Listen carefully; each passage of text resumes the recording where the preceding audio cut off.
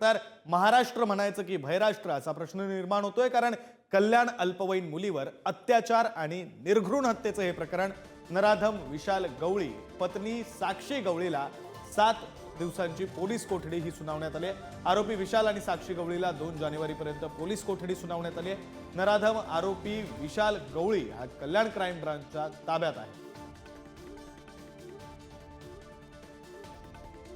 आपले प्रतिनिधी निकेश शार्दूल आपल्या सोबत आहेत, त्यांच्याकडून अधिकचा तपशील जाणून घेऊ। निकेश, खरं तर अशा प्रकारचे जे गुन्हे आहेत ते सातत्याने घडतायत, त्यामुळे प्रश्न निर्माण होतोय महाराष्ट्र म्हणायचं की भयराष्ट्र म्हणायचं?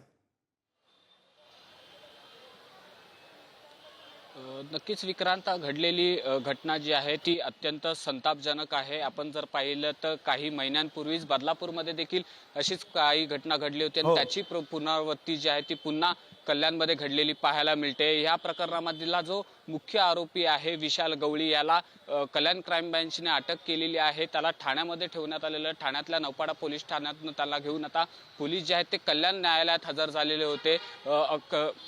आरोपी जो आहे गवळी आणि त्याची पत्नी साक्षी गवळी यांना, या दोघांनाही कल्याण न्यायालयात हजर केलं असता त्यांना 2 जानेवारीपर्यंत म्हणजे 7 दिवसांची पोलीस कोठडी जी आहे ती सुनावण्यात आलेली आहे। यामध्ये पोलिसांनी 7 दिवसांची पोलीस कोठडी मागितलेली आहे। त्यामध्ये या आरोपीने नेमकं अपहरण कुठून केलं, हत्या कुठे केली, कोणत्या प्रकारे हत्या केली आणि ही हत्या करण्यासाठी काय काय हत्यारूप वापरले गेलेले आहे, काय काय पुरावे त्यांनी नष्ट केलेले आणि या दरम्यान आरोपी आणि त्याचे साथीदार कुठे कुठे गेले होते याचा संपूर्ण तपास करण्यासाठी पोलिसांनी 7 दिवसांची पोलीस कोठडी मागितलेली आहे। आणि आता पुन्हा एकदा जो आरोपी आहे गवळी त्याला 2 जानेवारीला पुन्हा कल्याण न्यायालयात हजर केलं जाईल आणि पुढील सुनावणी जी आहे ती पुन्हा होणार आहे। मात्र ह्या संपूर्ण प्रकरणामध्ये संपूर्ण कल्याण शहर जे आहे ते हादरलेलं आहे। पूर्ण कल्याण शहरामध्ये संतापाचं वातावरण जे आहे ते पाहायला मिळते। राजकीय प्रतिक्रिया देखील उमटताना आपल्याला पाहायला मिळते। स्वतः मुख्यमंत्री देवेंद्र फडणवीस यांनी प्रामुख्याने या संपूर्ण प्रकरणामध्ये लक्ष घालून आरोपीला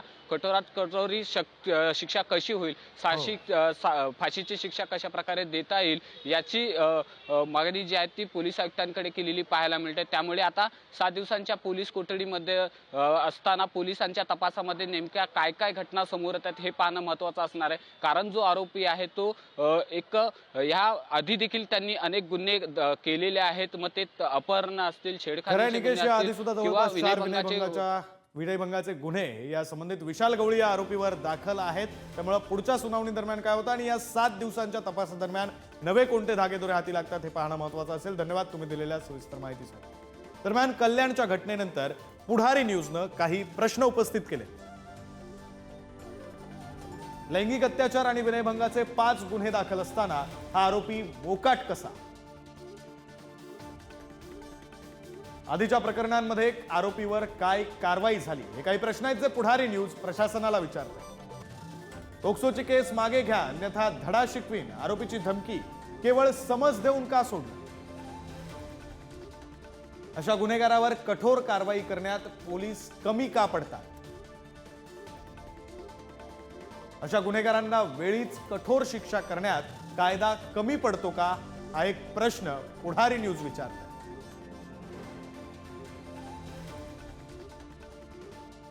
ॲडव्होकेट रवी जाधव आपल्यासोबत जोडले गेलेले आहेत, आपण त्यांच्याशी या संदर्भात बातचीत करूया। रवी जाधव सर, खरं तर पहिला प्रश्न आहे की आधी 5 गुन्हे दाखल आहेत, विनयभंगाचे असतील, लैंगिक अत्याचाराचे असतील, इतके गुन्हे, अशा गंभीर स्वरूपाचे गुन्हे दाखल असताना आरोपी मोकाट कसा राहू शकतो? कायदा या संदर्भात काय सांगतोय? कायदा या संदर्भात असा आहे की जो इन्व्हेस्टिगेटिंग ऑफिसर आहेत त्या एरियातले किंवा जे वरिष्ठ पोलीस निरीक्षक आहेत यांनी अशा 5 गंभीर गुन्हे दाखल असलेल्या आरोपीवरती इतर कार्यवाही का नाही केली? जशा पद्धतीने आपण पाहतो की प्रतिबंधात्मक कार्यवाहीचे काही प्रक्रिया आहेत, चॅप्टर केस ज्याला आपण म्हणतो ती तशी करायला पाहिजे, बॉन्ड पेपर घ्यायला पाहिजे आणि सपोज करा रिपीटेडली जर हा गुन्हा करत असेल तर त्याला तडीपारीची जी नोटीस म्हणतो आपण की बाबा जिल्हा बंदी, अशा पद्धतीने ते करायला पाहिजे होतं। आणि त्या व्यतिरिक्त मोका जो आहे, संघटित जर या गुन्हेगारीमध्ये कुठे इन्व्हॉल्व असेल तर मोका त्या याच्यामध्ये लावणं गरजेचं होतं। आणि हा कार्यवाही न झाल्यामुळे गुन्हेगारांची आज धडा शिकवेन वगैरे हे जे चालू आहे मोकाटपणे फिरणे, कुठेतरी आपण गुन्हा घडल्यानंतर या सगळ्या गोष्टीवरती लक्ष देतो, परंतु पोलीस डिपार्टमेंटनी जर का उदाहरण द्यायचं झालं तर माझ्या स्वतः एका केसमध्ये बदलापूर पोलीस स्टेशनचा म्हणजे मला सांगण्यास हे होणार नाही की डिले करतायत, महिलेला शिवीगाळी होते, त्याच्यानंतर धमकावलं जातं, परंतु तिथे एनसी करून सोडलं जातं, असं हे पाहण्यात येत आहे. कायदा कमी पडत नाहीये. नवीन भारतीय न्याय संहिता असेल आणि नवीन जे काही अमेंडेड कायदे आहेत त्याच्यामध्ये चांगले प्रोव्हिजन्स आहेत आणि त्याची अंमलबजावणीमध्ये कुठेतरी आपण कमी पडतोय. बरं, म्हणजे कायदा कमी पडत नाही, मग कमी कोण पडतंय? अंमलबजावणीमध्ये आपण कमी पडतोय असं तुम्ही म्हणताय. कोणाच्या त्याच्यात हातात आहे अंमलबजावणी? यात माझं सरळ सरळ पोलीस आणि सगळेच नाहीये, खूप चांगले ऑफिसरही आम्ही बघतोय, ते चांगल्या पद्धतीने याचं इन्व्हेस्टिगेशन करतात.